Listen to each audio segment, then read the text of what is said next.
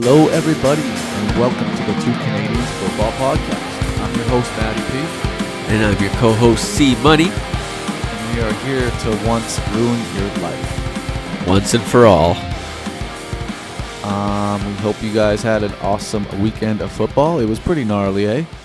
Yeah, definitely a good weekend. I went 3-0 across my 3 fantasy leagues, so I'm loving it.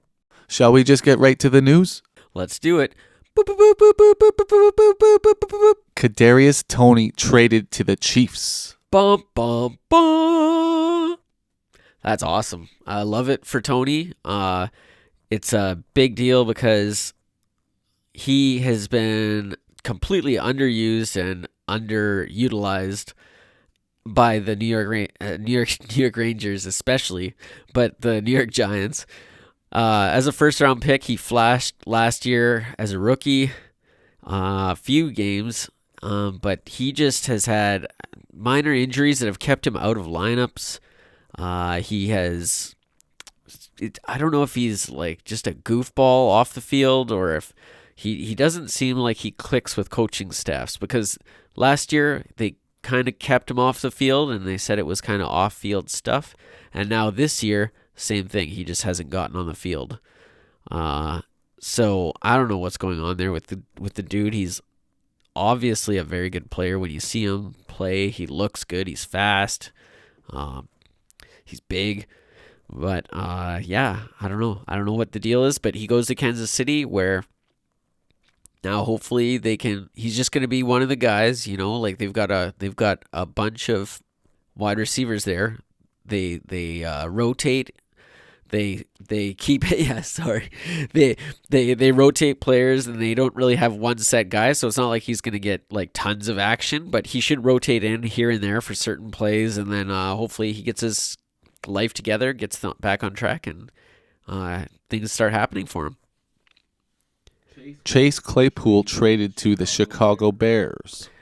Oh, I mean, I guess that's a good move for the Bears. Get another weapon for Fields. See if he can actually utilize a decent receiver, you know, before they go investing more in receivers. Or maybe, you know, maybe they think they want to know what they have in Fields and then potentially draft another running or quarterback this year, or stick with him, maybe get him another receiver, or O-line help would probably be number one priority. But yeah.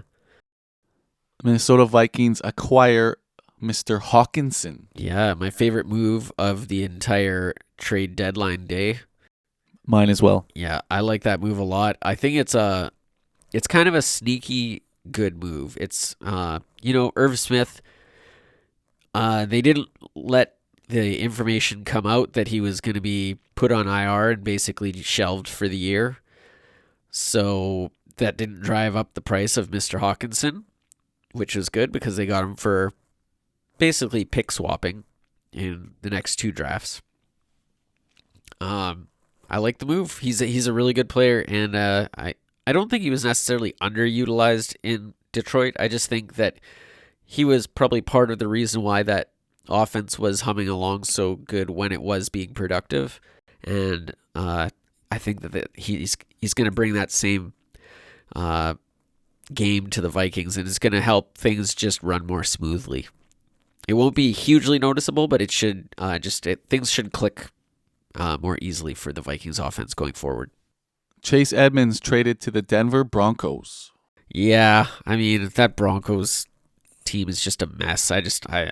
I dropped Edmonds off one of my teams. I'm just like, whatever. He's going to be one of that whole big group of running backs in Denver, and it's just a total committee. One day it might be Melvin Gordon, the next week it might be Latavius Murray gets 2 goal line carries, then a week after Chase Edmonds. You know, it's just going to be whatever. And then to top it all off, that offense just isn't very good. Nyheim Hines traded to the Buffalo Bills. That one is interesting, definitely. It's going to be interesting to see if they just immediately have him replace Cook as the third down back, or if they kind of make him earn it a little bit. He is a veteran. I have a feeling they're going to just plug him right in, and Cook is going to kind of get pushed to the side for this year. But it's going to be interesting to see how they work things out there. The Jacksonville Jaguars acquire suspended Calvin Ridley. Huge move for next year. That's going to be awesome for the long-term plays of Trevor Lawrence. It's going to push Christian Kirk to kind of the second receiver, which is actually probably perfect for him because he's been kind of getting shut down here as the number one guy lately. But having him in the slot where he likes to do his work, and then Ridley on the outside, that's going to be nice. You got Etienne in the background, or in the backfield, and then maybe they add one more, a rookie wide receiver or offensive line help, and they should start looking really good. We should get to some injury news. Ravens Rashad Bateman to undergo season-ending foot surgery. Yeah, tough break for him. And that Ravens offense, geez. What receivers do they have? Like, how do they expect Lamar Jackson to succeed in the passing game when he doesn't even have a good receiver? He's got like one kind of borderline wide receiver that could probably be, or should probably be, like a wide receiver 3 on a team, and he's basically now the de facto number 1. Mark Andrews, he's the wide receiver 1 technically on that team, I guess. He acts like a wide receiver, but he's banged up right now. So now what, right? I just don't know. Run. Michael Thomas to go on IR and is likely done for the season. Bye. Don't let the door hit your ass on the way out. Whatever. That diva can just get lost. I'm done with him. He's been done for 3 years. He's still getting paid millions those last few years for basically doing nothing, sitting on the injury report. He should not be on a team moving forward ever. Let's keep moving along. We'll get to our next segment. But first, we got to shout out a beer. Do whatever you please, Miller. All right, here we go. I've never tried this one before. This is the Kilter Cinnamon Toast Brown Ale. Here we go. Give it a shot. Not bad. Yeah, it's a little stronger. As a brown ale, you sort of expect that, I suppose. A toasty brown ale with cinnamon. 6% alcohol. Yeah, it's nice. It's nice on these cold fall evenings. Ooh, that is nice. Here in Winnipeg. Shout out to Kilter. On that note, let's move to the Stoods and Dudes. Stoods and Dudes. For it's pretty obvious, but the stud of the week, Jalen Hurts and A.J. Brown connecting on 3 touchdown passes. Yeah, A.J. Brown went off this past week. What a game for him. I know Randy's liking that. He's got him across multiple leagues. Derrick Henry had a monster week with over 200 rushing yards. Yeah, apparently Derrick Henry just loves playing the Houston Texans. Yeah, 4 straight games with over 200 plus. Is that it? 200? I was going to say 100, but you're right, I think. Yeah, it's huge. ETN went off too. Yeah, now that he's kind of the sole lead guy there, he's looking good. Again, I think we echo the same sentiments that we had from a week or two ago. ETN is taking off. And we can't not mention Dante Foreman, his first official start with the Carolina Panthers, 3 touchdowns. Yeah, big game for him. No Chuba Hubbard, though. See how they mix in together once Hubbard's back. Mix in. Is Are you foreshadowing? Oh, I mean, maybe. We'll see, I guess. As far as duds, Derek Carr, 1.94 fantasy points. Oh, so that goes right hand in hand with the old Devontae Adams one, I guess. That works. 0.7 fantasy points for Devontae Adams on 5 targets. Would that have ever happened in Green Bay? He started the season off decent. I remember that first game he had like 12 or 13 like targets, and he was just going nutty. And then something just Josh Jacobs time. Yeah, I don't know. Something's going on in Vegas there. The offense is falling apart. Cortland Sutton, 1.8 fantasy points. Yeah, rough outing for him again. I'm hating how this Denver offense is looking. Their defense though looks stellar. Yeah, their defense does look good, and it's keeping them in the games.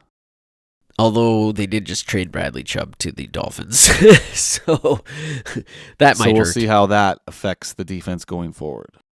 Yeah, it definitely will have an Russell effect. Wilson took some of that money, basically, so they had to. Yeah. Tyler Higbee, 2.5 fantasy points.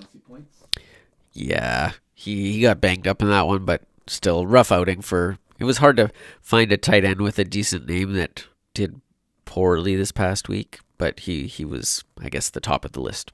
Malik Willis, 1.4 fantasy points. Yeah, first game for a rookie, always tough coming in, playing your first game. So that was a rough start for his career, but kind of to be expected. Yeah, I watched that game because I got my eyes on Tennessee right now.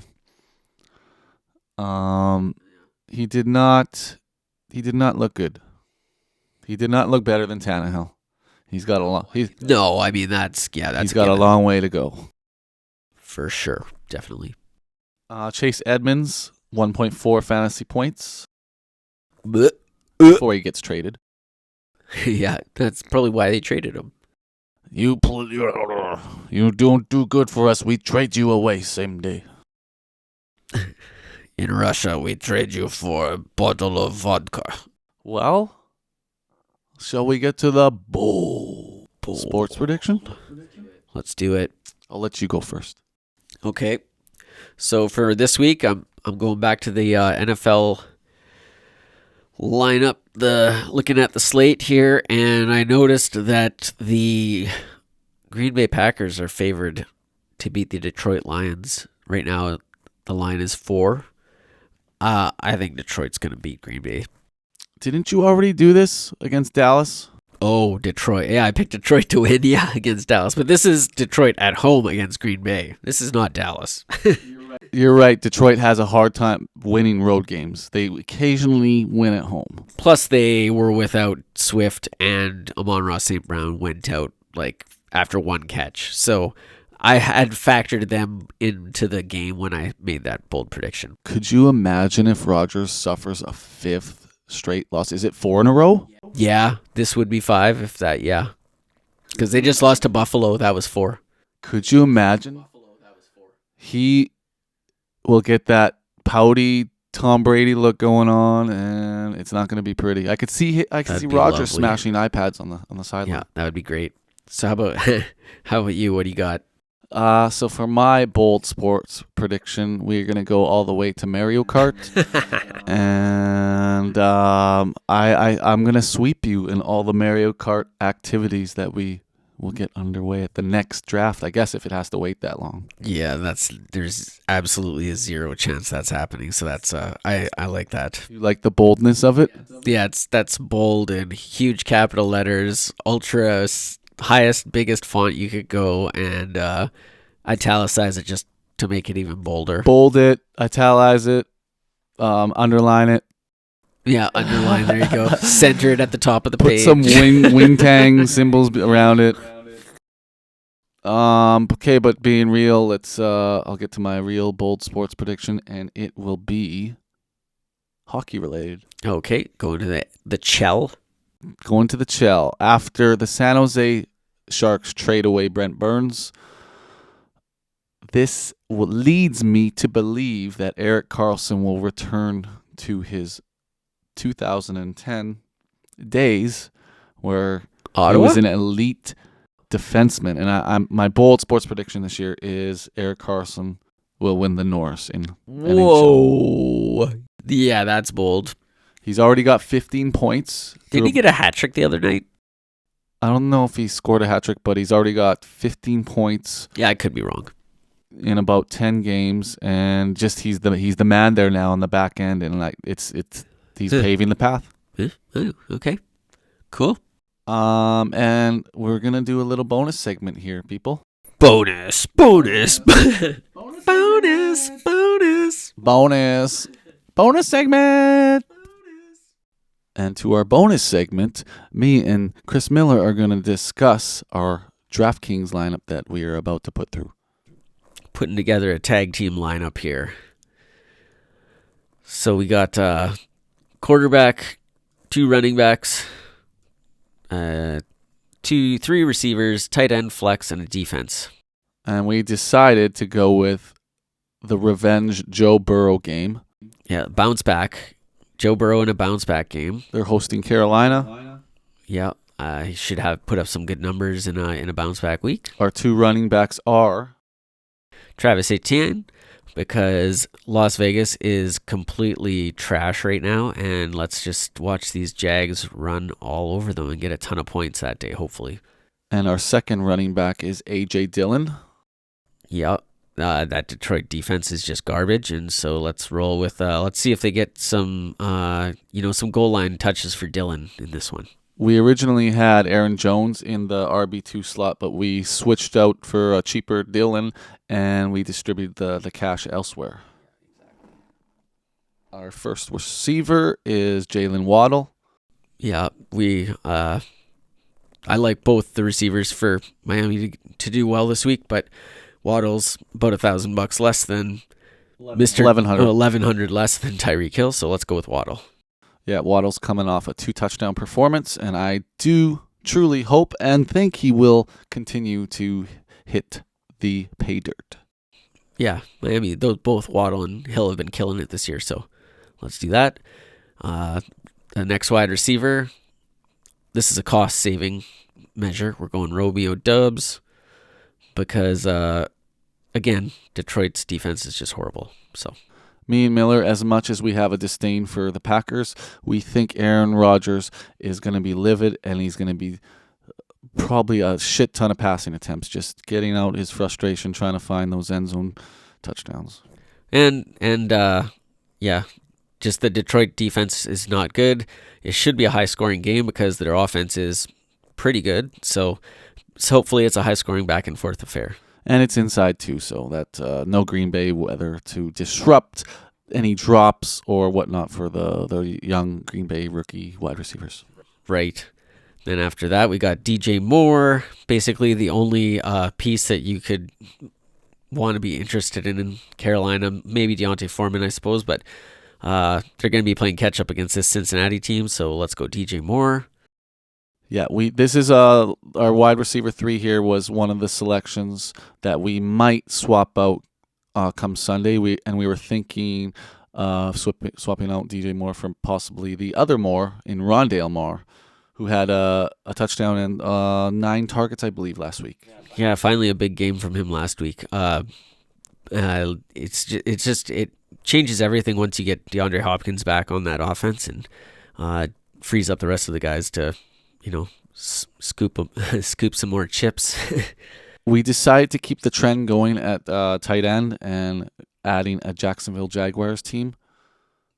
And we decided to add another Jaguar to our DraftKings lineup with Evan Ingram. Yeah, another cost-saving measure, but I just think this Las Vegas defense is about ready to get destroyed again, so let's go Evan Ingram. He's a very cheap $3,300, and he's got what looks like a nice matchup against Vegas, and he did hit the pay dirt last week, so there's that. Yeah, he's been pretty good actually the last few weeks. And in the flex, you kind of vouched for this, Amon St. Brown. Yeah, Amon-Ra St. Brown, this is my favorite play on this one, I think. He is just such a target hog, and again, Green Bay Detroit should be a high-scoring game.